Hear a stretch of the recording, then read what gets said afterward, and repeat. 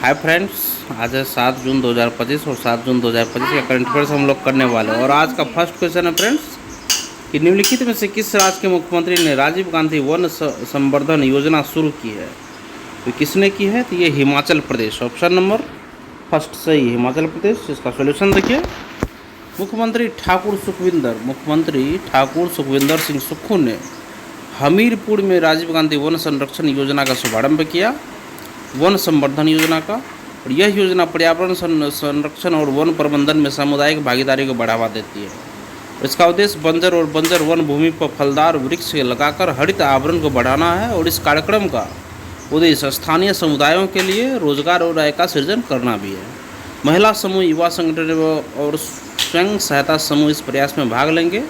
और मुख्यमंत्री ने हरित गोद लेने की योजना भी शुरू की। यह पहल निजी कंपनियों और संगठनों को वन रोपण में भाग लेने के लिए प्रोत्साहित करती है। और अंबुजा कंपनी शुरुआती चरण में 25 हेक्टेयर में पेड़ लगाएगी। और अडानी फाउंडेशन और अल्ट्राटेक प्रत्येक 10 हेक्टेयर भूमि को गोद लेंगे। और इन संगठनों को अधिकारी के मान्यता के रूप में प्रमाण पत्र प्रदान किए गए हैं। नेक्स्ट क्वेश्चन देखिए, सेकंड नंबर क्वेश्चन है तीसरा लेवेंडर महोत्सव 2025 कहाँ आयोजित किया गया है? तो ये किया गया है भद्रवाह में। भद्रवाह सॉल्यूशन इसका है। लेवेंडर महोत्सव 2025 भद्रवाह जम्मू और कश्मीर में संपन्न हुआ। और CSIR IIIM द्वारा सरकारी डिग्री कॉलेज भद्रवाह में आयोजित तीसरा लेवेंडर महोत्सव 2 जून 2025 को संपन्न हुआ।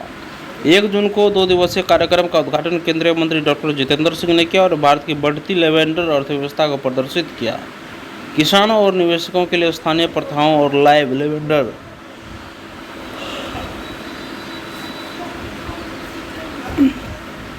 लेवेंडर तेल आसवन प्रक्रिया का अवलोकन करने के लिए फील्ड विजिट आयोजित किए गए हैं। नेक्स्ट क्वेश्चन देखिए, जनसंख्या जनगणना 2027 कितने चरणों में आयोजित की जाएगी? तो ये 2 चरणों में आयोजित की जाएगी फ्रेंड्स। ऑप्शन नंबर सी देखिए, सोल्यूशन इसका है जनसंख्या जनगणना 2027 जाति डेटा संग्रह के साथ 2 चरणों में आयोजित की जाएगी। और गृह मंत्रालय ने यह घोषणा की है 2027 की जनसंख्या जनगणना में जाति आधारित गणना शामिल होंगी। और यह जनगणना पहले की प्रक्रियाओं की मिसाल कायम करते हुए 2 चरणों में आयोजित की जाएगी।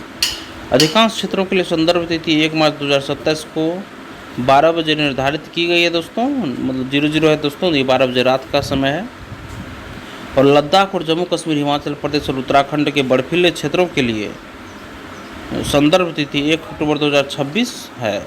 और नेक्स्ट क्वेश्चन देखिए, रेल मंत्रालय द्वारा तत्काल टिकट बुकिंग के लिए क्या नई आवश्यकता शुरू की जा रही है? तो ये ऑप्शन नंबर ए सही है, ई आधार प्रमाणीकरण। ऑप्शन नंबर ए सही है दोस्तों। सोल्यूशन देखिए इसका, रेल मंत्रालय तत्काल टिकट बुकिंग के लिए ई आधार प्रमाणीकरण लागू करने जा रहा है। और टिकट धोखाधड़ी को रोकने और आपातकालीन बुकिंग के लिए समान पहुंच सुनिश्चित करने के लिए यह निर्णय लिया गया है। नए ई आधार प्रमाणीकरण के लिए यात्रियों को बुकिंग के समय अपनी पहचान डिजिटल रूप से सत्यापित करनी होंगी, जिससे भारतीय रेलवे को धोखाधड़ी वाले लेन देन को रोकने और प्रक्रिया को और अधिक यात्री अनुकूल बनाने में मदद मिलेगी। और आमतौर पर यात्री सीट उपलब्धता के आधार पर 60 दिन पहले तक ट्रेन टिकट बुक कर सकते हैं। सभी टिकटों में से लगभग 20% तत्काल योजना के माध्यम से बेचे जाते हैं, जो ट्रेन के प्रस्थान से 1 दिन पहले सुबह 10 बजे से बुकिंग की अनुमति देता है। पहले 10 मिनट में प्राथमिकता वाले तत्काल बुकिंग केवल आधार सत्यापन उपयोगकर्ता को ही दी जाएगी। और पहले देखिए फ्रेंड्स, इसमें कितना अच्छा ये सिस्टम किया गया दोस्तों कि सभी टिकटों में लगभग 20% तत्काल योजना के माध्यम से बेचे जाते हैं। ये तो है ही दोस्तों, जो ट्रेन के प्रस्थान से 1 दिन पहले सुबह 10 बजे से बुकिंग की अनुमति देता है। और पहले 10 मिनट में प्राथमिकता वाली तत्काल बुकिंग केवल आधार सत्यापित उपयोगकर्ताओं को ही दी जाएगी। और IRCTC एजेंटों को फिलहाल शुरुआती 10 मिनट की अवधि में तत्काल टिकट बुक करने से प्रतिबंधित किया गया है। अब ये एजेंट नहीं कर सकता है दोस्तों। नेक्स्ट क्वेश्चन देखिए, किस संगठन ने कोयला खान भविष्य निधि संगठन CMPFO के लिए सी केयर्स 2.0 पोर्टल विकसित किया गया दोस्तों? तो ये CDAC ऑप्शन नंबर बी सही है दोस्तों।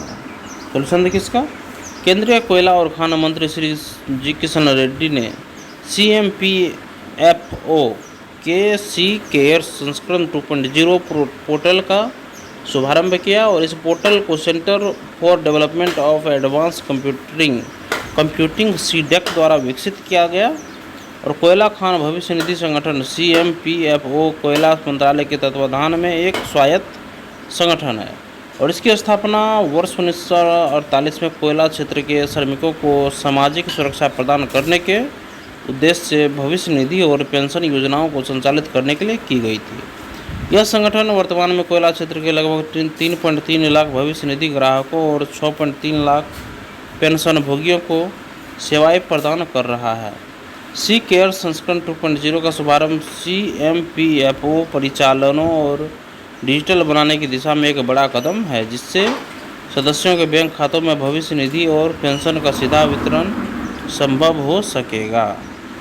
नेक्स्ट क्वेश्चन देखिए, फ्लिपकार्ट अब RBI से NBFC लाइसेंस प्राप्त करने वाली डैश प्रमुख भारतीय ई-कॉमर्स कंपनी है दोस्तों। तो ये पहला ऑप्शन नंबर बी सही है दोस्तों, पहला ये ई-कॉमर्स कंपनी है। सॉल्यूशन देखिए इसका, फ्लिपकार्ट अब RBI से NBFC लाइसेंस प्राप्त करने वाली पहली प्रमुख भारतीय ई-कॉमर्स कंपनी है और यह लाइसेंस फ्लिपकार्ट को अपने ग्राहकों और विक्रेताओं को सीधे ऋण देने की अनुमति देता है।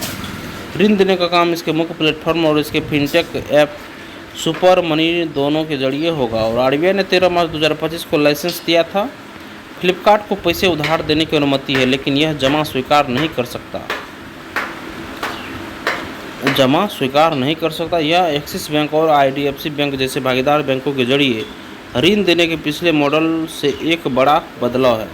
अब फ्लिपकार्ट ज़्यादा प्रत्यक्ष और लाभदायक ऋण देने वाले मॉडल की ओर बढ़ेगा और कंपनी आने वाले महीनों में इन वित्तीय सेवाओं की पेशकश शुरू करने की योजना बना रही है।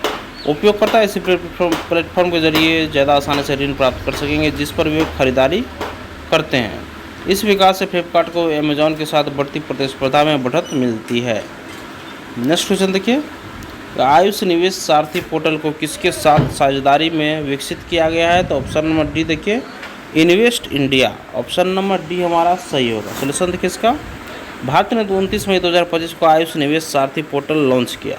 इसका लक्ष्य पारंपरिक स्वास्थ्य सेवाओं और कल्याण में निवेश को बढ़ावा देना है और लॉन्च कार्यक्रम नई दिल्ली के वाणिज्य भवन में आयोजित किया गया और यह आयुष हितधारक और उद्योग संपर्क बैठक के दौरान हुआ है। और केंद्रीय वाणिज्य मंत्री पीयूष गोयल और आयुष मंत्री प्रताप राव जाधव ने लॉन्च का नेतृत्व किया और इस कार्यक्रम में वैद्य राजेश कोटेचा और अमरदीप सिंह भाटिया भी शामिल हुए हैं। और इस पोर्टल को आयुष मंत्रालय ने इन्वेस्ट इंडिया के साथ साझेदारी में विकसित किया है और इसे घरेलू और विदेशी दोनों निवेशकों को आकर्षित करने के लिए डिजाइन किया गया है। और इस प्लेटफॉर्म में निवेश के लिए तैयार परियोजनाएं, नीति मार्गदर्शक और रियल टाइम सहायता शामिल है दोस्तों। और नेक्स्ट क्वेश्चन है फ्रेंड्स, जर्मनी ने 2024 में किस देश को पीछे छोड़कर दुनिया का सबसे बड़ा शुद्ध ऋणदाता बनाया दोस्तों? तो ऑप्शन नंबर डी सही है, जापान को पीछे छोड़कर। सॉल्यूशन है इसका कि 2024 में जर्मनी ने 34 वर्षों में पहली बार जापान को पीछे छोड़कर दुनिया के सबसे बड़े शुद्ध ऋणदाता का स्थान हासिल किया है और यह जापान की शुद्ध विदेशी संपत्ति 533.05 ट्रिलियन येन लगभग 3.7 ट्रिलियन डॉलर तक पहुंची, जो रिकॉर्ड ऊंचाई थी।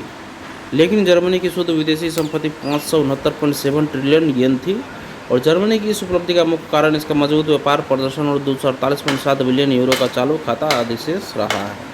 दूसरी ओर जापान का चालू खाता अधिशेष 29.4 ट्रिलियन येन लगभग 180 बिलियन यूरो था। येन की मूल्यह्रास और यूरो येन विनिमय दर में 5% की वृद्धि ने जर्मनी की इसमें दोस्तों दूसरा जापान था और इतना था, और इसमें दोस्तों जर्मनी की संपत्ति को येन में मापने पर और बढ़ा दिया दोस्तों। और जापान की विदेशी संपत्ति में वृद्धि मुख्य रूप से कमजोर येन और कॉर्पोरेट अधिग्रहण के कारण हुई है और यह बदलाव वैश्विक वित्तीय गतिशीलता में जर्मनी के बढ़ते प्रभाव को दर्शाता है। नेक्स्ट क्वेश्चन देखिए, महाराष्ट्र के किन क्षेत्रों में ब्लूबेरी की खेती प्रमुख रूप से हो रही है दोस्तों? तो ये ऑप्शन नंबर बी सही है, रत्नागिरी, सतारा और पुणे। सॉल्यूशन इसका देखिए, महाराष्ट्र ने हाल ही में ब्लूबेरी उत्पादन में भारत का शीर्ष राज्य बनने का गौरव हासिल किया है। यह उपलब्धि राज्य के अनुकूल जलवायु, उन्नत कृषि तकनीकों और किसानों के समर्पण का परिणाम है। और महाराष्ट्र, रत्नागिरी, सतारा और पुणे जैसे क्षेत्रों में ब्लूबेरी की खेती तेजी से बढ़ी है, जहां मिट्टी की गुणवत्ता और ठंडी जलवायु इस फसल के लिए आदर्श है। सरकार द्वारा प्रदान की गई सब्सिडी ड्रिप सिंचाई और जैविक खेतों को बढ़ावा देती है और योजनाओं ने भी उत्पादन को बढ़ाया है। ब्लूबेरी की मांग घरेलू और अंतर्राष्ट्रीय बाजारों में बढ़ रही है, क्योंकि यह एंटीऑक्सीडेंट से भरपूर और स्वास्थ्यवर्धक फल है। महाराष्ट्र के किसान आधुनिक तकनीकों जैसे ग्रीन हाउस खेती और सटीक कृषि को अपनाकर उत्पादन बढ़ा रहे हैं। यह उपलब्धि न केवल राज्य की अर्थव्यवस्था को मजबूत कर रही है, बल्कि ग्रामीण क्षेत्रों में रोजगार के अवसर भी बढ़ा रही है।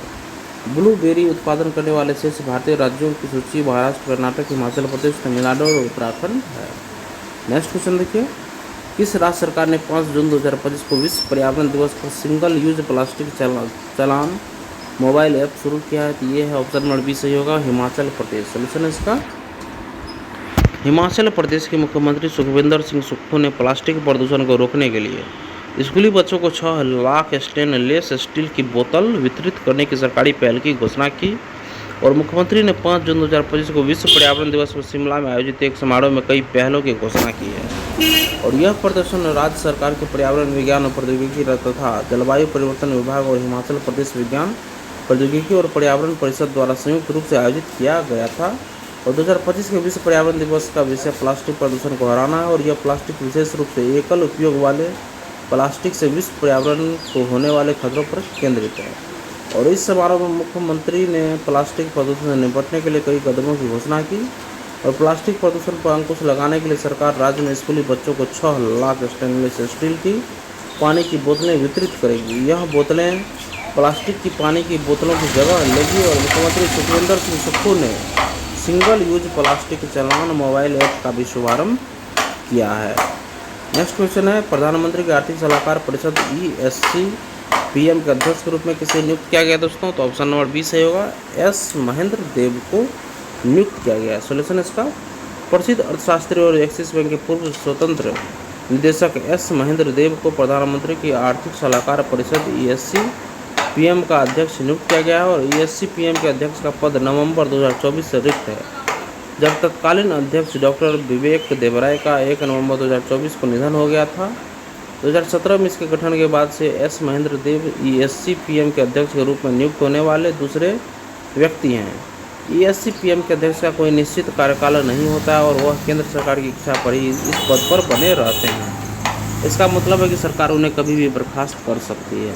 प्रधानमंत्री की आर्थिक सलाहकार परिषद ESC PM की स्थापना 26 सितंबर 2017 को केंद्र सरकार द्वारा की गई थी। S महेंद्र देव एक प्रसिद्ध विकास अर्थशास्त्री है, जिन्होंने दिल्ली स्कूल ऑफ इकोनॉमिक्स से PhD की है। उन्होंने रेल विश्वविद्यालय संयुक्त राज्य अमेरिका से अपना पोस्ट डॉक्टरल किया है। नेक्स्ट क्वेश्चन है, दुनिया का सबसे ऊंचा रेलवे आर्च पुल किस नदी पर बनाया गया दोस्तों? तो ये चिनाब नदी पर। ऑप्शन नंबर बी सही है, चिनाब नदी।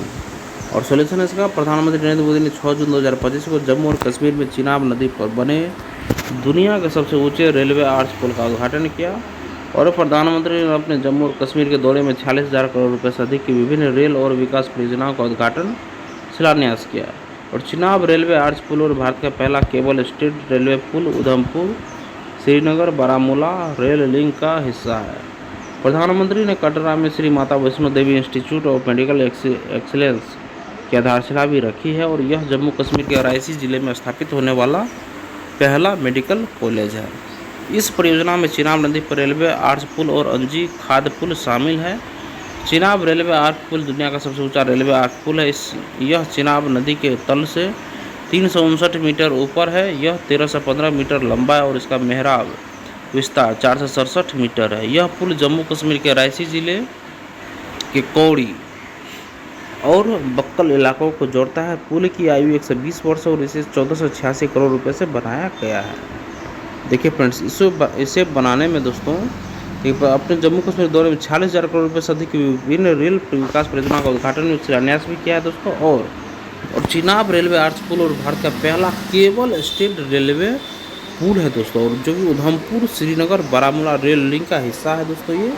और प्रधानमंत्री ने कटरा में Shri Mata Vaishno Devi institute of medical excellence की आधारशिला भी रखी है दोस्तों, याद रखिएगा। और यह